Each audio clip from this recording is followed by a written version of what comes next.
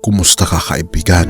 Sa pagkakataong ito, ating pag-uusapan, sino nga ba ang misteryosong babae sa Revelation chapter 12 na nakatayo sa buwan na binabantayan at minamasid ng isang dragon? Ano ang misteryo na bumabalot sa katangian ng babaeng ito?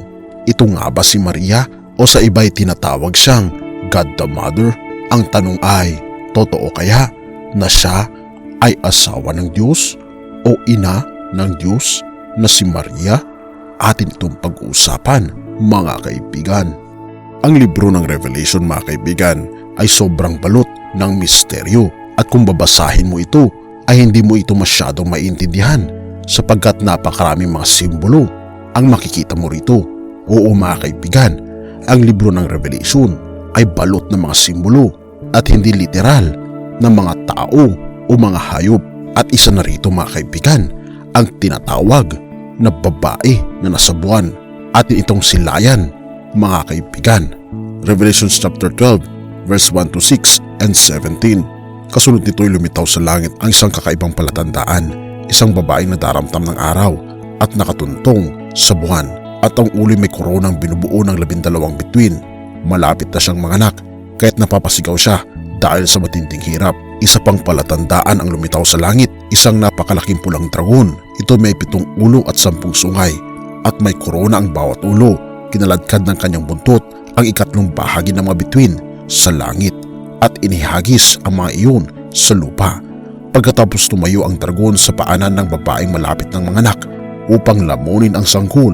Sa sandaling ito'y isilang, ang babae ay nagsilang ng sanggol na lalaki at nakatakdang maghari sa lahat ng bansa sa pamamagitan ng tungkod na bakal. Ngunit may umagaw sa bata at dinala ito sa Diyos sa kanyang trono. Ang babae naman ay tumakas papunta sa ilang, sa isang lugar na inihanda ng Diyos para sa kanya upang maalagaan siya roon sa loob ng 1,260 araw. Verse 17. Sa galit ng dragon sa babae, binalingan niya ang nalalabing mga anak nito upang digmain. Ito ang mga taong sumusunod sa mga utos ng Diyos at nanatiling tapat sa pagpapatotoo kay Jesus, at ang dragon ay tumayo sa dalampasigan. Kung Jeremiah 23 verse 6. Binanggit din mga kaibigan sa Revelation 12 verse 1 to 6 and 17 na mayroong buwan sa ilalim niya, na mayroong 12 na stars na sa symbolic language mga kaibigan, ito ay tumutukoy sa totoong iglesia na nakatayo sa mga promises ng ating Panginoong Diyos sa lumang tipan hanggang sa pagdating ng Mesiya. At ang ibig sabihin rin mga kaibigan ng 12 stars ay sila ay guided ng pioneering work ng 12 apostles ng ating Panginoong Jesucristo na base sa pag-ibig ng Diyos sa pamagitan ng kanyang anak na si Jesucristo, at may lathala ang plano ng kaligtasan sa buong mundo sa pamamagitan ni Jesucristo at pagpapanatili sa kautusan ng ating Panginoong Diyos. Kung ating mapapansin mga kaibigan, ang unang passage sa Revelation chapter 12 na dinidescribe ni Apostol Juan, na habang tinitignan mga kaibigan ni Apostol Juan ang dalisay na babae sa kanyang vision, na ang babaeng ito ay manganganak na. Sa lahat kasi ng panahon mga kaibigan, mula sa lumang tipan hanggang sa bagong tipan, ay may mga grupo ng tao na pinili ng ating Panginoong Diyos upang i-represent ang kanyang kadakilaan at i-magnify ang kanyang pag-ibig sa buong sangkatauhan. Katulad na lamang sa lumang tipan, pinili niya mga kaibigan ang bayan ng Israel upang tumayo bilang ilaw sa madilim na mundo. Ngunit ang bayan ng Israel ay tumalikod sa ating Panginoong Diyos, at ang nalabi sa bayan ng Israel ay ang bayan ng Huda. Kaya naman mapapansin natin mga kaibigan na sa bayan ng Huda, dito galing ang ating Panginoong Jesucristo. At sa bagong tipan mga kaibigan, makikita natin dito na ang pilar na pinili ng ating Panginoong Diyos ay ang 12 apostoles na nagpalaganap ng magandang balita patungkol sa kaligtasan sa pamamagitan ni Jesucristo.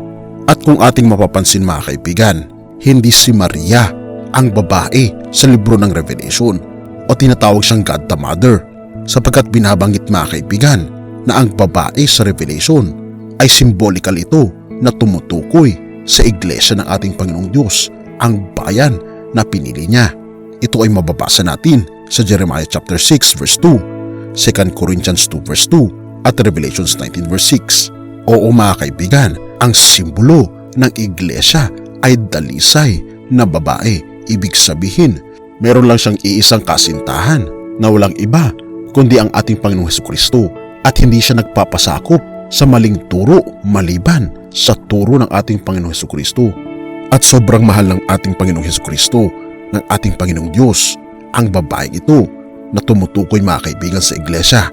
Kaya naman kung ating makikita mga kaibigan, Ephesians 5 verse 25 to 29, Husbands, love your wives as Christ loved the church and gave himself for her, that he might sanctify her, having cleansed her by the washing of water with the word, so that he might represent the church to himself in splendor, without spot or wrinkle or any such thing, that she might be holy and without blemish.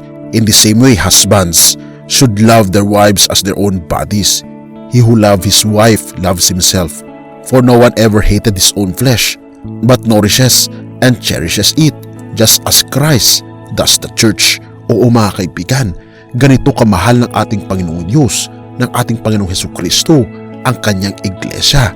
At ang babae mga kaibigan, sa Revelation na nakita ni Juan, ay tumutukoy sa huling iglesia, sa huling pinili ng ating Panginoong Diyos na tumayo upang mag-ilaw sa buong mundo at ipahayag ang kadakilaan ng ating Panginoong Hesukristo na malapit na siyang darating at maipakita ang tunay na pagmamahal ng ating Panginoon.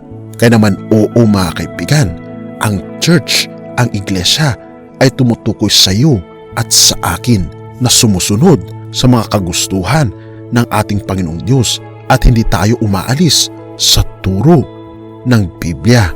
Dahil kung wala sa Biblia mga kaibigan, ay hindi tayo maniniwala. Dahil ito mga kaibigan ay turo ng kaaway at hindi ng ating Panginoong Diyos. Upang hindi tayo malito kung ano nga ba talaga ang tama, tayo ay bumalik mga kaibigan sa mga sulat ng ating Panginoong Hesus, ang kanyang love letter sa iglesia. Walang iba kundi ang Biblia. At kung ating mapapansin mga kaibigan, sa Revelation chapter 12, makikita natin dito na ang babae ay malapit ng manganak, na ang ibig sabihin mga kaibigan nito, mula nung sa lumang tipan pa ay inaasahan nila na sa binhi mga kaibigan ng pinili ng ating Panginoong Diyos, ang bayan ng Israel, ang bayan ng Huda, ay dito may papanganak ang Mesiya na magiging tagapagligtas ng buong sangkatauhan.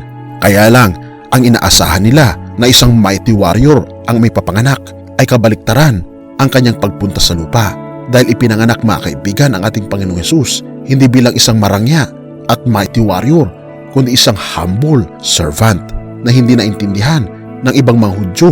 Kaya naman hindi sila naniniwala na si Hesukristo na siya ay anak ng Diyos.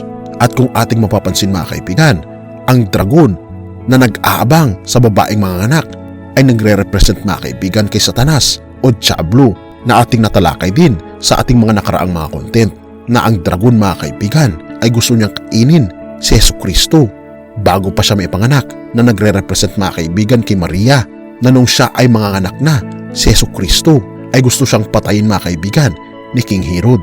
Ngunit si Maria mga kaibigan ay hindi siya ang babae sa Revelation, dahil ang babae sa Revelation ay tumutukoy sa kabuuang iglesia ng ating Panginoong Diyos, ang binhi ng katotohanan, ang bumubuod sa pagmamahal ng ating Panginoong Diyos na walang iba kundi si Hesukristo, galing sa langit at naging binhi mga kaibigan ng mga tao na pinili ng ating Panginoong Diyos, ang tunay na iglesia na sumusunod sa kautusan ng ating Panginoon, na binabanggit din mga kaibigan sa Revelation chapter 12 verse 17. And the dragon was wroth with the woman, and went to make war with the remnant of her seed, which keep the commandments of God, and have the testimony of Jesus Christ. Oo mga kaibigan, tumutukoy ito sa mga tao na sumusunod sa kagustuhan sa 10 utos ng ating Panginoon at may patotoo ni Hesukristo, na sila ay gagamitin ng ating Panginoon upang tapusin ang trabaho ng pagpapahayag ng kaligtasan sa buong mundo sa pamamagitan sa pananampalataya sa ating Panginoong Hesukristo. At ang katapusan mga kaibigan ay darating na. Mateo 24 verse 14, "And this gospel of the kingdom shall be preached in all the world for a witness unto all nations, and then shall the end come." Oo mga kaibigan, malapit nang darating ang ating Panginoong Jesucristo. Pumunta siya mga kaibigan sa lupa sa unang pagkakataon bilang isang servant at namatay siya sa krus upang ipahayag ang kanyang pagmamahal sa buong mundo at tubusin tayo sa ating pagkakasala. Ngunit sa pagkakataong ito mga kaibigan, darating ang ating Panginoong Jesucristo at ito ang ating ginagawa ngayon, ang mga pinili ng ating Panginoong Diyos upang ipahayag ang kabutihan niya, ang pagmamahal niya, ang pagpapasakop sa kanyang mga utos. Ito ay nagpapahayag mga kaibigan na tayo ay pinili ng ating Panginoong Diyos at ilathala ang magandang balitang ito, ang balita ng kaligtasan, upang ang buong sangkatauhan ay malaman ang patungkol dito at pagkatapos nito'y darating na ang wakas. Mga kaibigan, hiniling ng ating Panginoon na magpasakop ka ngayon sa Kanya. Tanggapin mo siya bilang iyong tagapagligtas at manatili ka sa Kanyang presensya sa pamagitan ng pagsunod sa Kanyang mga utos. Dahil binabanggit mga kaibigan sa John 14 verse 15, "Kung ako'y inyong iniibig, ay susundin niyo ang aking mga utos." Mga kaibigan, nais ng ating Panginoon na tayo ay magpatali sa Kanyang mga kagustuhan upang tayo ay magkaroon ng lubos na kagalakan at itutungo niya ang ating mga paa patungo sa langit na bayan. Purihin ang ating Panginoong Diyos at salamat kaibigan sa iyong panunood.